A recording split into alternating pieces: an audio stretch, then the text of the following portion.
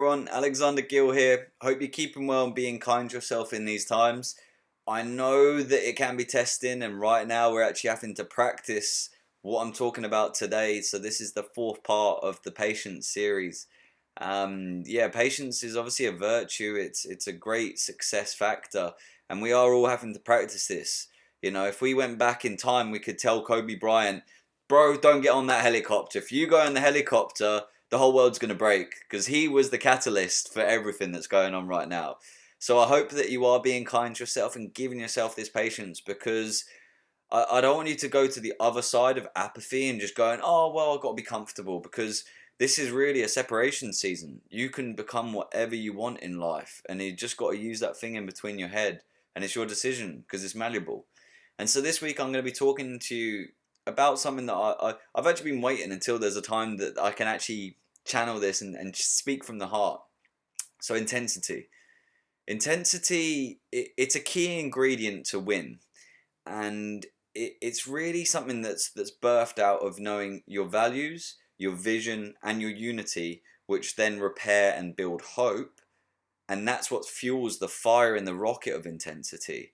And so the rocket of intensity is kept between the ditches by accountability and support. And it's also stays on vision's course with diligence. So we've spoke about diligence before, and that's just a high grade of excellence.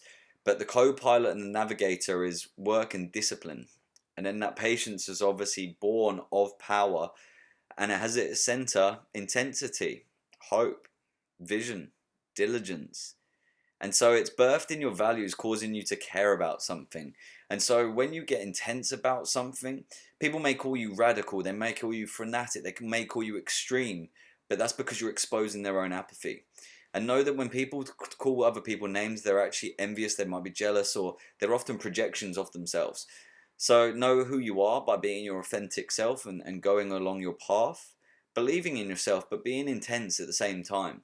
Like, do you think that let's talk about a great leader here, Winston Churchill. Do you think that he was lackluster when it came to the war and pushing through that? Do you think that he would just rolls over?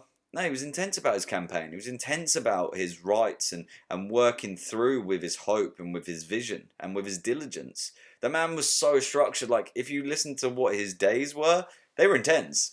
I mean, the man had almost tricked his intensity though, because he'd wake up out of bed and then he would have his breakfast brought round him, and it had a big loop to go around his belly, so he could actually sit down and have breakfast in bed. But the man worked solid days. He had everything structured from meetings to baths to like when he had naps, but they were structured at certain times. And so Winston Churchill was intense about his future and his intensity about never, never, never, never, never giving up. The man also won Nobel Literature Prizes and he was a highly intelligent man. But you have to have the intensity tool with the hope, with the vision, with diligence, because you have to really take ownership of it. And so it is a decision. Intensity is a decision. So yeah, we can all get tired, we can all work around our energy, but we often feel the emotion and oh, you know, this society is teaching us to be comfortable. Everything is instant. Everything is oh, there's you know, it's COVID. Just be comfortable. I'm just relaxing. I have heard so many people say that I'm just relaxing. And are you relaxing your future or are you building a legacy? Because I know at the end of the day, without intensity, you're going to go just to leisure. And so it is bringing you focus and singleness of your purpose. And so a lot of people have talked about their purpose in the background. And I think it was Martin Luther King that actually spoke about knowing your purpose. Here we go. This is off the cuff, by the way. If a man hasn't discovered something that he will die for, he isn't fit to live. And so I love that quote because I think that Martin Luther King was intense about equality. We're all the same race, we're the human race. And so I apologize if I'm getting too intense now. um, I've been waiting for the right time to really finish this part of the series because for me, patience is one of the biggest things, and it's what I look for in other people because I think that is a true success factor. But you have to have these little parts that really build up that patience, And the whole destination is contentment, but it's also the vehicle. And so it's through your patience that you have the unity, the vision, the hope, the diligence.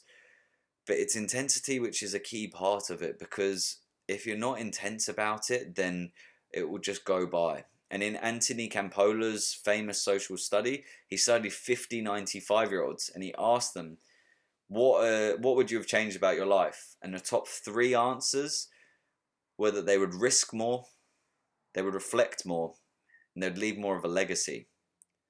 So what are the decisions are you going to make? How intense are you going to be about your future? What are the stories that you tell yourself? Thanks. Hope you've enjoyed the series.